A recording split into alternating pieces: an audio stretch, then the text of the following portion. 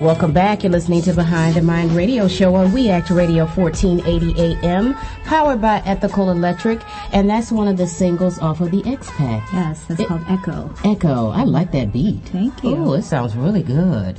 It definitely has that world music sound, kind of a little bit of reggae, but right. And a little Bollywood. Yeah, exactly. Yeah. And that sound, you would think it's a sample, but it was actually done live on a guitar. Oh, wow. Yeah, the guy just made this cool boom, boom, boom, boom, boom, boom, boom, boom, boom, boom, just with his own fingers. It was really neat. Wow. Okay, well, that's good to know. See, that's why you interview, you get that insight, because you would think that it was like a sample. Right. Oh, that's really cool. That's really cool. So people, who are listening in and tuning in, remember you can send your Twitter message, you can post on Facebook, or you can call us at 202-889-9797 so you can get a chance to ask Wayne questions in between my questions, though. So let's talk about, again, the transition in your music with this new album and explain what the album's title means, too. Sure. So the Expats was named after the band and production team who I made the album with, a group of international musicians I met in Toronto.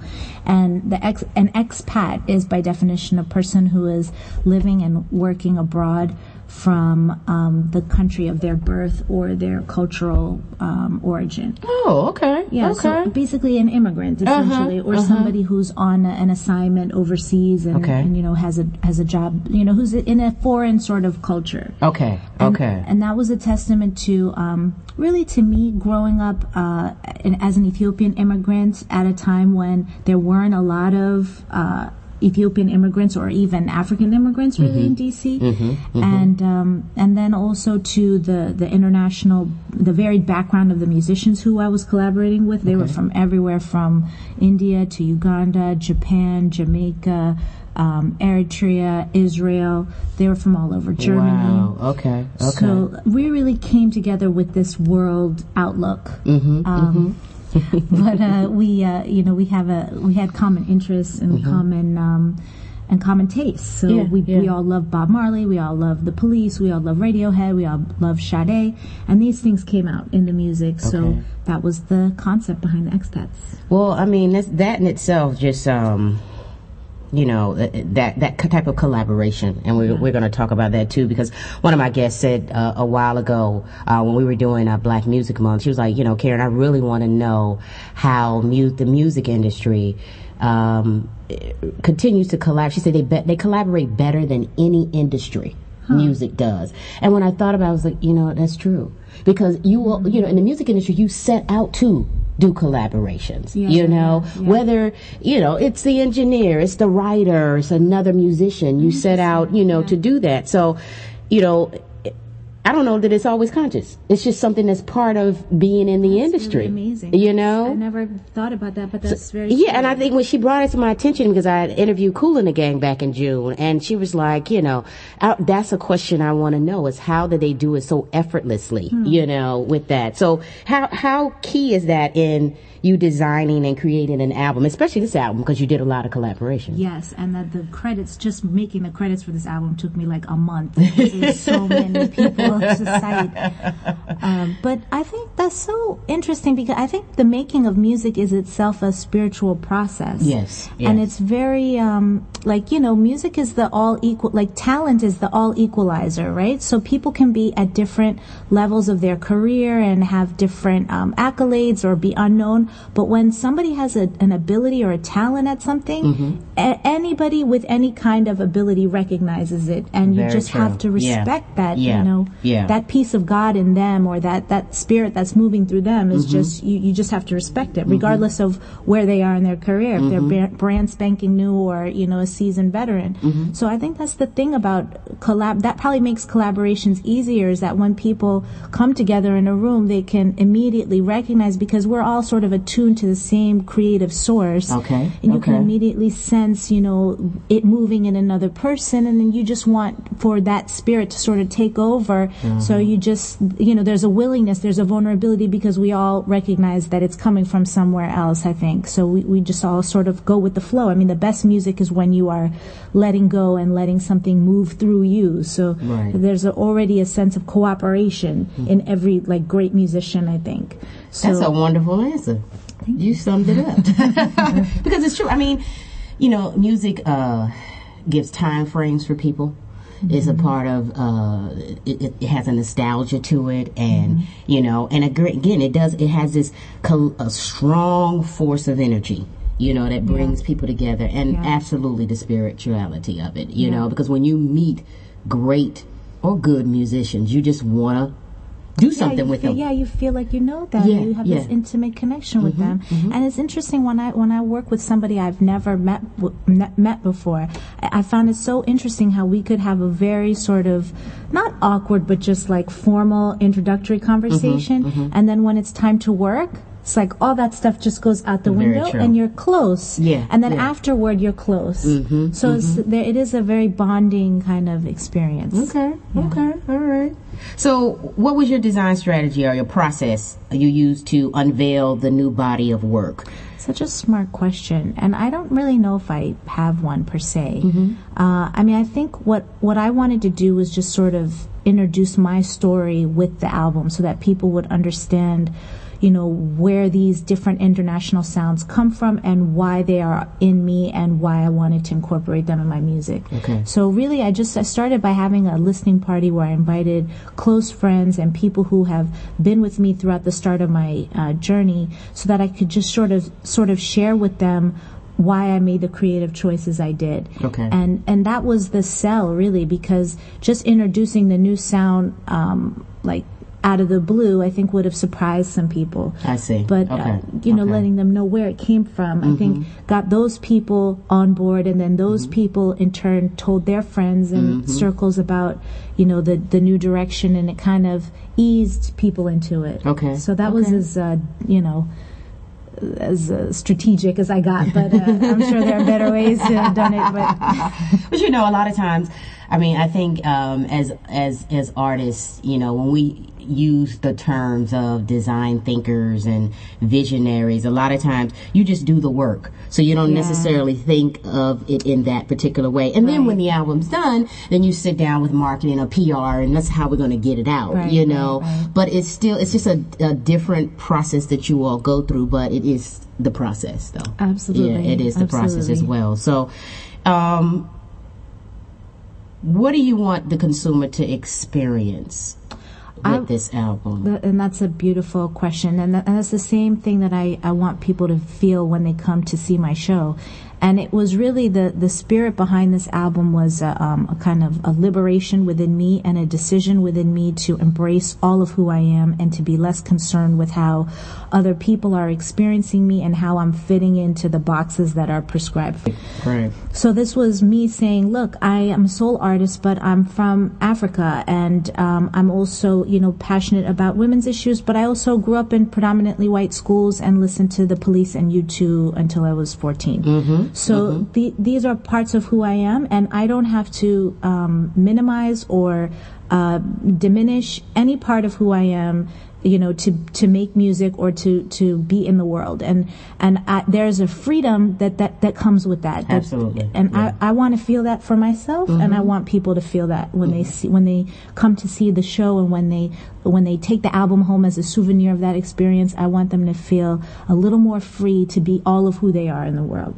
Okay. Well, you know, that's one reason we have strongly connected is because of the women. Yes. I know when we had lunch and sat down, I think you wanted to put your fist up. That's how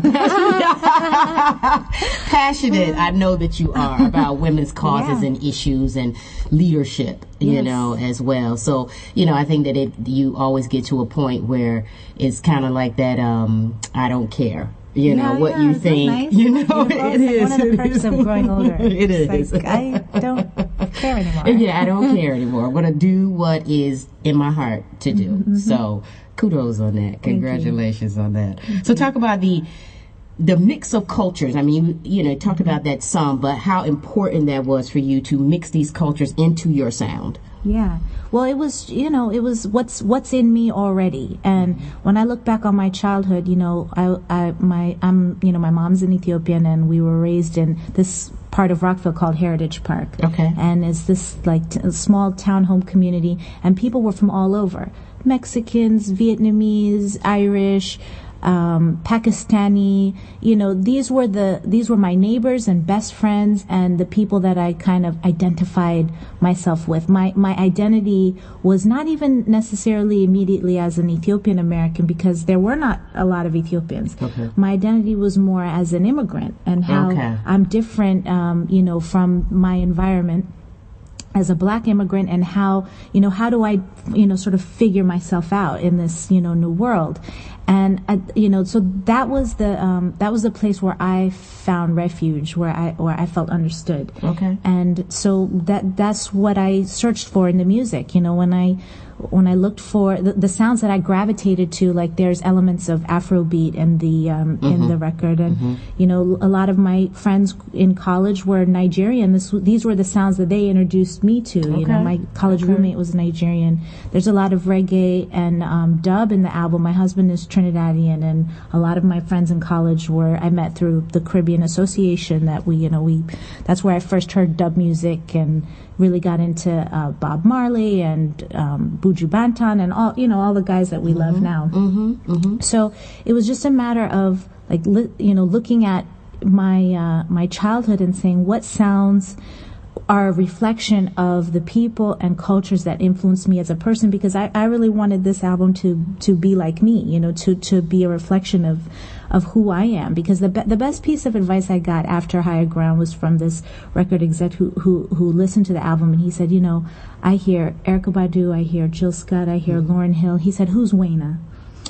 And I just froze, because he was right. He was really right. I was doing my version of other people's work. And I said, you know what, you're right. And there's a whole piece of me that's not in this. So I had to really look at myself and say, who am I? And that led me to start from the very beginning. Where did my mindset get formed? And then as an extension of that, how did my musical taste become formed? Right. And all of that was through my experiences of being in this immigrant community and going off to college and being exposed to gospel, which just completely turned my life upside down. And then after that, soul, and then and now going full circle, incorporating all of the sounds that are beautiful to me. So it really isn't a new sound; it's your sound. Well, I don't know if it's my sound, because I feel like there's a whole community of people out there who are like me, who are just now starting to, there's a definition for us. Like I did I sat down with a group called Afropolitan, and it's this new term now. I think it's even in the dictionary, but it means like African immigrants who have made homes in urban communities and have now infused the cultures of those major cities with their indigenous cultures, and now there's this, they have this new culture of Africans. And sites like OK Africa, for example, who I just did a guide to DC from the Ethiopian perspective on. This is an offshoot of OK Player, which is the Roots website where we know that to be a source of hip hop and soul, but they have an offshoot of their site called OK Africa, which is now Africans who are doing their version of hip hop and soul, which is, and there's tons of them. Yeah, absolutely. Yeah, there has to be. So it are you saying it's a genre of music, you think? I think it is, but I think more importantly, it's the notion of the genre is like less important, because we are all a combination of genres. Look at soul. Soul is a combination of gospel and R&B. So what does that really mean? I don't know what it means. I think we're constantly redefining sounds that reflect who we are and where we're going and what new things we're creating. So you could say that, but I think after a few years, in 25 years, there'll be a new influx of look at how punk is influencing soul now. It's like absolutely, yeah. But I think that's that, when we use the word innovation, which is sometimes just used to death or misused, that's what that is. When you have innovation in music, there's a span. It could be 10, 15 years before you see this change again, and a lot of times the change that occurs is very, I won't even say different. It's just not in line with what people know. It just breaks away from that completely and creates something new. So it doesn't. And you may hear bits and pieces of history but it creates this new platform, and that's what, that's the purpose of, what innovation does. It sparks that. So people say, okay, that's not me, but I do have a little bit of that, and now I'm gonna, create this new way. So I'm looking forward to it because, we always want innovation. Yeah, I think so. We always want innovation without erasing any history, but we want innovation, because you have to have some reference. You have to have something to research, and then that's what you pull bits and you go on. Right. Right. So that term again, you said it was called Afro what now? Afropolitan. Afropolitan. Okay. Okay, so we have to look that up. So, is soul music at a crossroads or evolution in entertainment? I asked this back in June. So. Yeah, I definitely think so. I think, I think soul artists, as a rule, we want to be successful. So I think we saw, like, when the genre first became, very popular and something that the industry recognized as being a revenue maker, people, sort of gravitated toward making the kinds of sounds that they thought would get support from the industry. And then, it just sort of stagnated because there wasn't a creative push behind it. But I think definitely, like I've noticed in the past 2-3 years with artists like Georgia Ann Muldrow and just really like bold Jay Davy, and there's just a new push for something different and creative and honest to be infused with this sound. Okay. And I think it's coming from different angles now that people are incorporating their element into what's sort of been there for the past 10 or 15 years. So I think artists like that are incorporating rock and punk, and then artists like me and Neka and Kanan who are incorporating African sounds and reggae sounds. I think these different facets of the community are going to start, or have been, incorporating new things into the model that we all love and making it theirs. And pushing it forward, because it really does have to change. It does. It can't stay the same. Yeah. And I think, I told someone before, I was like, we need revolution, but we need evolution. Right. We need some stuff started from scratch and built up again.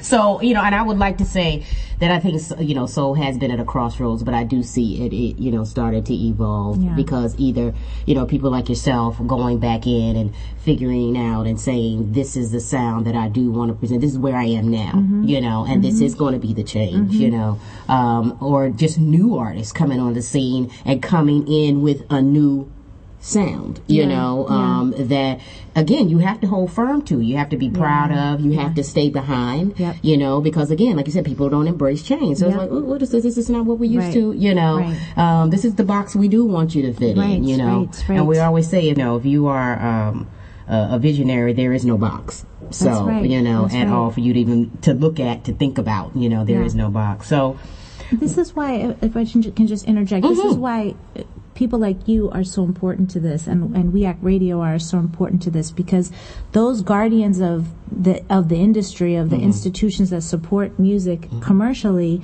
are not going to go out on a limb for a new sound.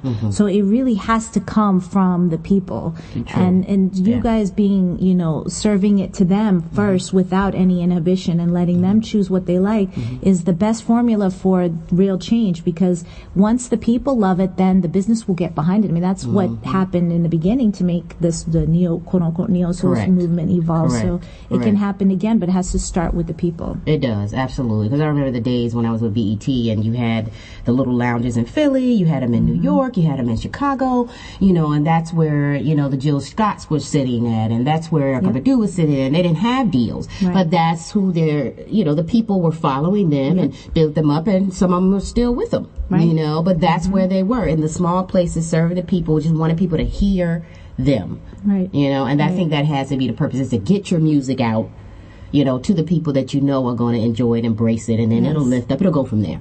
It'll go from there. So how big has social media been for you coming back? or maintaining. Been great. Yeah, no, especially just recently, I've really begun to. I was just thinking about this morning. It's funny. I was saying how much easier my life is now because of social media and because of the iPhone. Because I remember when I first started, it wasn't like that. I mean, in 2000, what was it, 4, that my first record came out. It was not.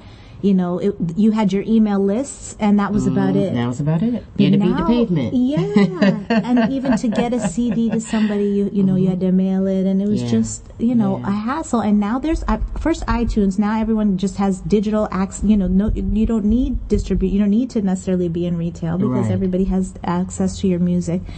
And more importantly, people are already online waiting and looking for something to intrigue them. Yes. And so it's been wonderful now for me to I'm just now getting into the whole culture of it, really. Okay. Because I was very, it wasn't my thing, really, for a long time. I was like, I just want to sing, I really don't want to tweet and all that stuff. But I figured I found the joy in really interacting with the people who are consuming the music and hearing their direct feedback and sharing things with them outside of music that are, obviously the music is just like the final byproduct of all the soul searching I've done. So in a way, my relationship with the consumer is not just about the music, it's about all the things that inspired the making of that music. So it's nice to talk to them about, what their favorite Ethiopian restaurant is. Like the feature I just did on OK Africa, there was people were, I gave my choices for my favorite Ethiopian restaurant, and people were saying, well, I like this one. I'm like, I have to try that, and I'm enjoying that interaction. So it's great. It's wonderful to see the things that get people inspired, because that's what we want to do ultimately, is inspire people. And it gives you, it's like that whole passing of information. It gets passed really quickly now, so someone doesn't have to necessarily wait to go to your show to go back and talk about you. They may see you do an interview or hear you do an interview or hear the sound and then they pass it on. Or like we said, you may trend, within social media, and then they pick you up from that and didn't even know you were there. So, I think for music it has been truly, beneficial, as long as people definitely know how to keep their comments within. Which is I'm saying something so crazy out their mouth. Oh my gosh. The internet does kind of give a nice little mask sometimes. So people sometimes say, they feel emboldened more than they would in a regular conversation. Yeah. That is the mask of it all. So, did you, with your brand, do you have a business model? Because you're an entrepreneur in addition to an artist. Did you have some model that you followed, or did you revamp the one that you had from the past? How are you going about that? Yeah, I definitely have. Actually, my template was actually Obama's campaign. Because I just love the community sort of grassroots approach that he took to it. And really, I realized recently how important it is for me to solidify my following here in the district. Like before, I had done that a little bit before, but obviously there were so many people that I hadn't reached still. And here I was, flying to all these different markets and trying to lay groundwork with these different areas. And then I realized, and advice given to me too from a great a former manager of G. Davy, his suggestion was, when you're big in your city, in your market, then you have so much, your reach is just, is that much firmer, and then it makes it so much easier to move into other markets once you've really solidified yourself here. So that's my new approach, is really getting to know my backyard. And there are so many people here who I think will get this music for so many different reasons. First of all, this is the best market for soul music in the country. Secondly, it's probably one of the most international. I mean, with the embassy community, I mean, it's a very international. There are a lot of immigrants that are drawn here. And then thirdly, this is the largest Ethiopian population outside of outside of Ethiopia. So it makes sense for me to really get my roots, well established here. And even though I've, been doing it for a while, there's still so many more people to reach. So I'm excited to know that I can, I don't have to get on a plane to make a new friend or a new supporter. I mean, they're right here. So. I'm excited about that. Plus, DC, they're great music consumers. Like they know good music here, and I've enjoyed like coming up as an artist here because the audiences here, they just do not play. I mean, if you're not doing something special. Oh, yeah, DC doesn't.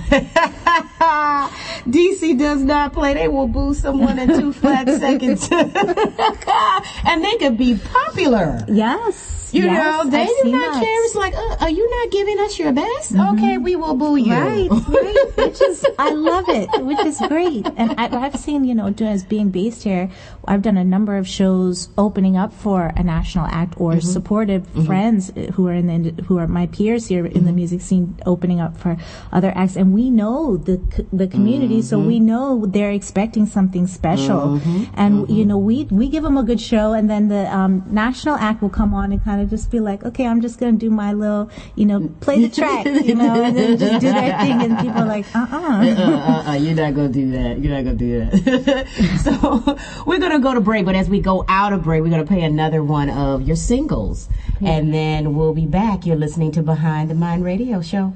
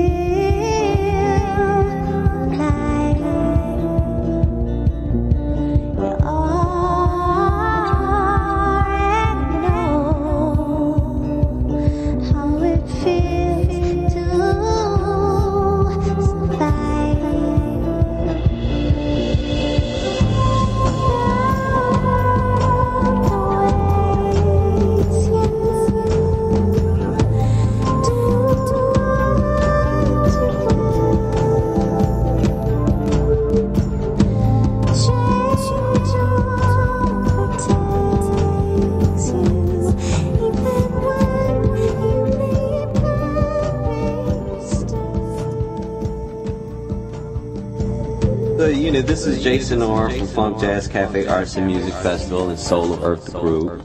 You're listening to Behind the Mind. And if you want to know more about us, check us out at funkjazzcafe.com, FUNKJAZZKAFE, not a C.com. This is the Working Virginia Update. I'm Jesse Russell. One of the next battlegrounds for marriage equality is in Virginia, where 2 federal lawsuits are advancing in the legal process this week. From Richmond, Catherine Komp reports. The 2 suits seek to invalidate the state's ban on same-sex marriage and civil unions, and its refusal to recognize legal marriages from other states. Reducing this inequality, says Nancy Wohlforth, founder of the AFL-CIO's Pride at Work initiative, will help working families across the state. People who are able to get benefits for their entire family improves their life immensely, immediately, because they can cover their spouse and their children under a state employee's health plan. Same-sex couples in Virginia are denied more than 1,000 other rights and benefits, including those concerning tax breaks, adoption, and perks given to military spouses. This update made possible by the Office of Professional Employees International Union, ensuring fair treatment, fair wages, and benefits for thousands of working Virginians. Online at OPEIU.org. Friends, David Schuster here, and all of us at WEAC Radio are so proud of our neighbors here in Southeast D.C., especially one of our partners, the Ark. The Ark is at 1901 Mississippi Avenue Southeast. It's the home to some of Washington's best, including the Washington Ballet, the Levine School of Music, Boys and Girls Club, and the Children's Health Project. All provide a number of programs and services within the very same facility. The Ark is also home to the Ark Theater, the only only theater east of the river, which hosts a variety of dance, music, and theatrical shows each year. Almost everything you want is at the Ark, so stop by and see them. The Ark, 1901 Mississippi Avenue in Southeast. For more information, visit the Ark's website, www.thearkdc.org, or call 202-889-5901. The Ark, part of Southeast DC. This is Jamal Freeman, host of Speak Easy and co-founder of We Act Radio. Suicide is a very serious problem in today's challenging world, whether with our troops abroad or with everyday citizens within our own society. Before you take your life into your own hands, tie a knot at the end of your rope and call the suicide hotline toll free at 1-855-320-LIFE. That's 1-855-320-LIFE. It may just be the most important call you ever make. You talk, we listen, and together we survive. It's like a jungle sometimes. It makes me wonder how I keep them going. It's like a jungle sometimes. It makes me wonder how I keep them going. Good God! I got to ask you what we need. Soul food. Henry Soul Food. No, we need it. Soul Food. Henry Soul Food. No, I like it. Soul Food. Henry Soul Food. No, we need it. Soul Food. Henry Soul Food. Home of the sweet potato pie. Even the keenest taste buds will tell you the best food on the planet. Large enough to serve you and small enough to know you. So get the Henrys at 5431 Indian Head Highway, Oxon Hill, Maryland, or give us a call at 301-749-6856. Soul food. Henry Soul Food. What we need. Soul food. We Act Radio, powered by Ethical Electric. Do something. Do something. I'm Philippa Hughes with the Pink Line Project and Supernova Performance Art Festival, and I listen to Behind the Mind radio show every week.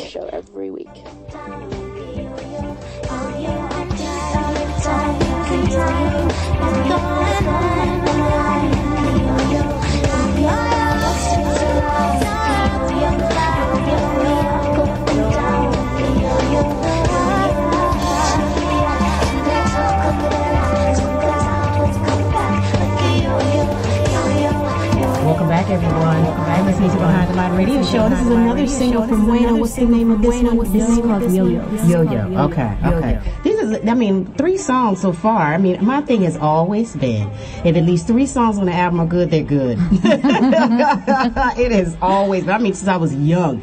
You can get 3 out of there. If you can get a whole bunch more, wonderful. But so far, we have some great singles coming off this album. Thank you. Absolutely. So, tell me, what was your first memory of discovering you were creative?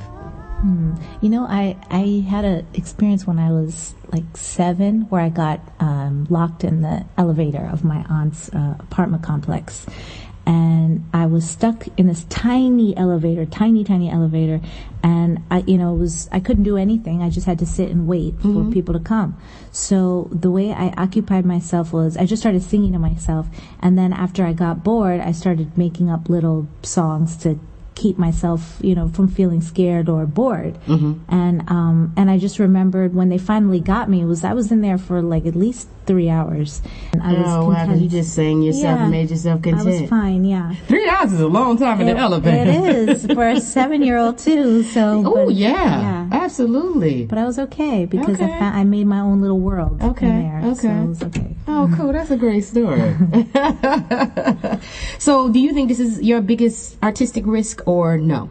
What's your biggest one if this isn't the biggest artistic risk? I think this is. I think this is because I had established a certain reputation up until now. So, you could say that just jumping out in the beginning and doing English music when most of my Ethiopian peers were doing Amharic, that was a bit of a risk. But that was just who I was anyway, so it wasn't really that different of a decision.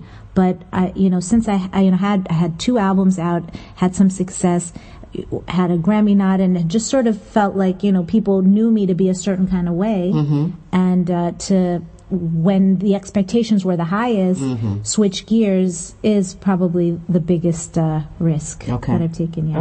Okay, good. Well, it's good that you're taking the risk when you feel comfortable in the fact of totally who you are. You know? Yeah. I think that's why I guess it's when you take the biggest risk, huh?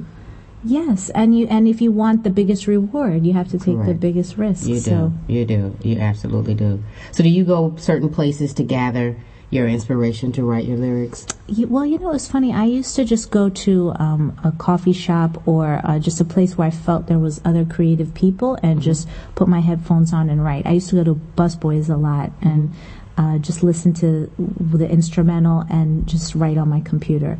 Or I would go to I would drive a lot actually, because there's something about just driving that made me feel like I would stop thinking, So I would put the instrumental in my car and just drive around. Okay.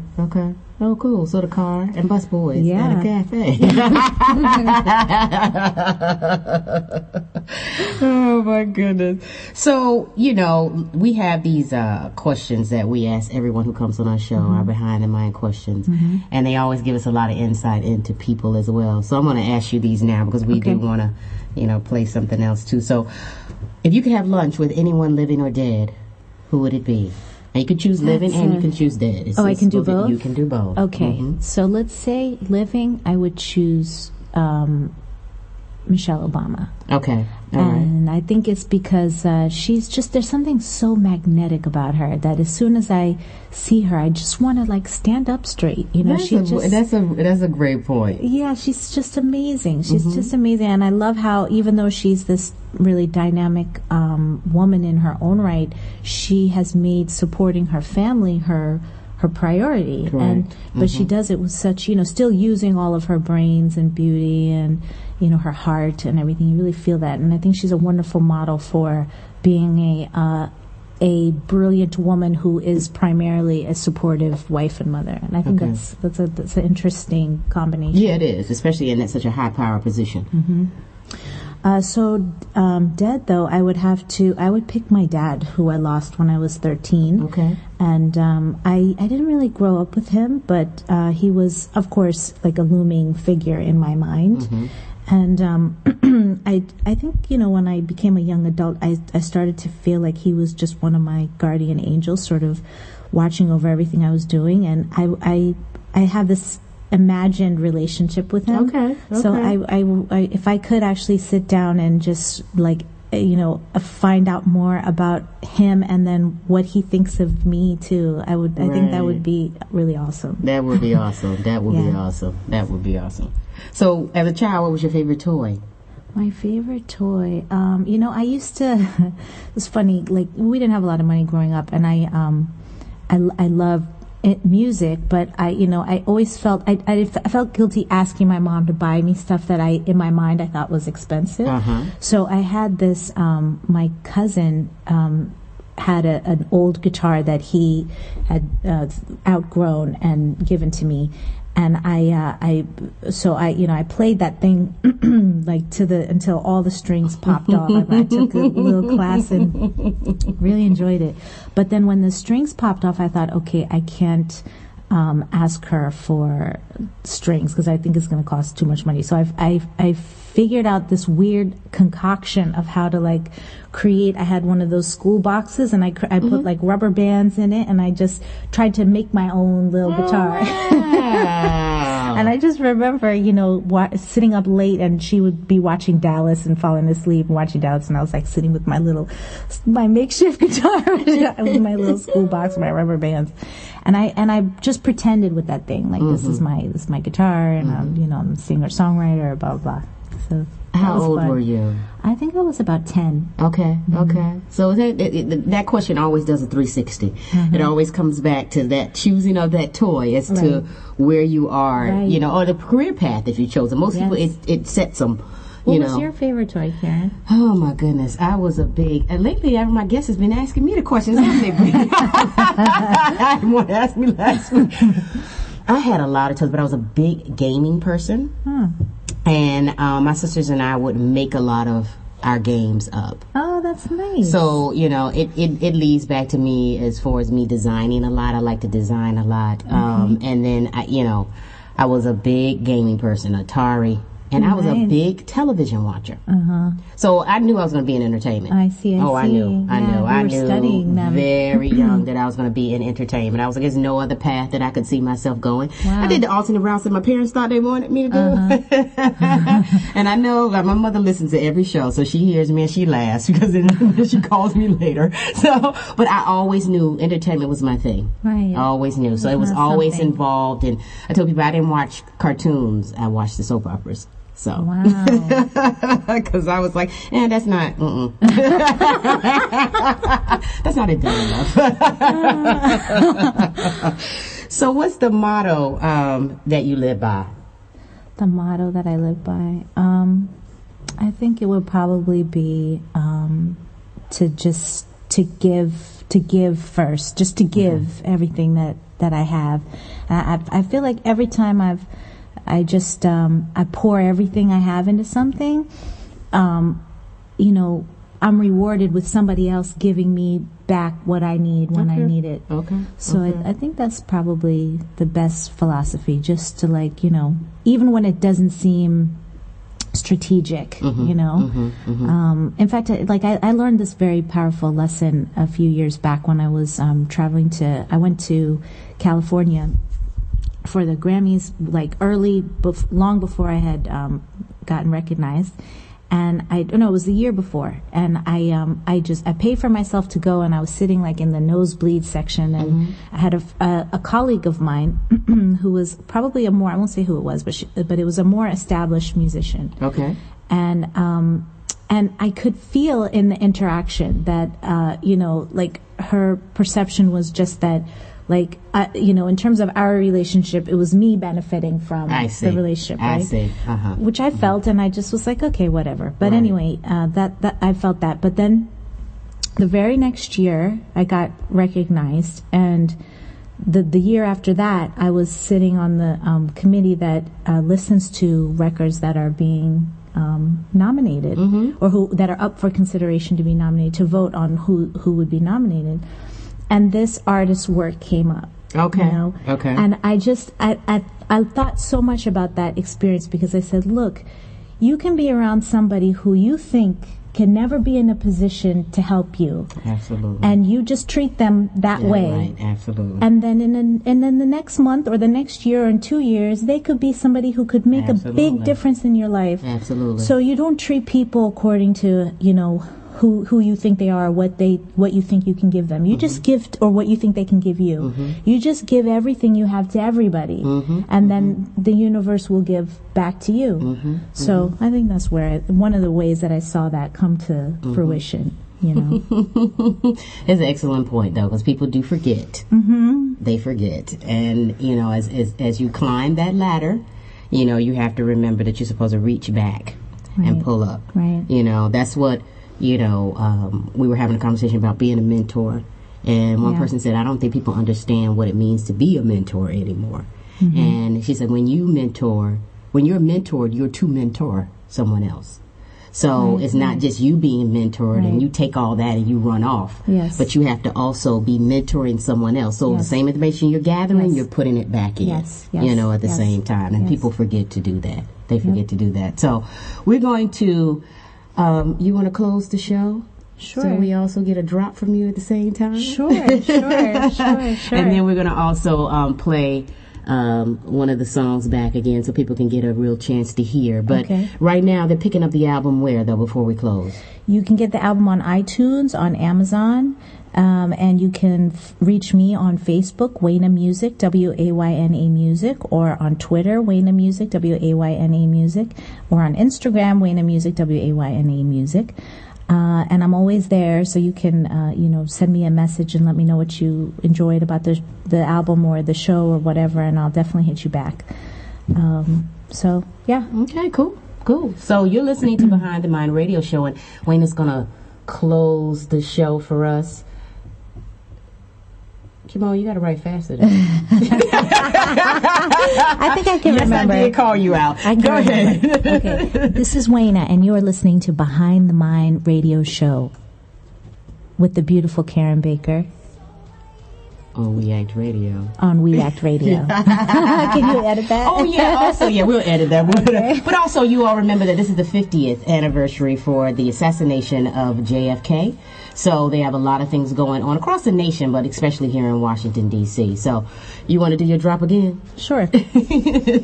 This is Wayna, and you are listening to Behind the Mind radio show with the beautiful Karen Baker on We Act Radio.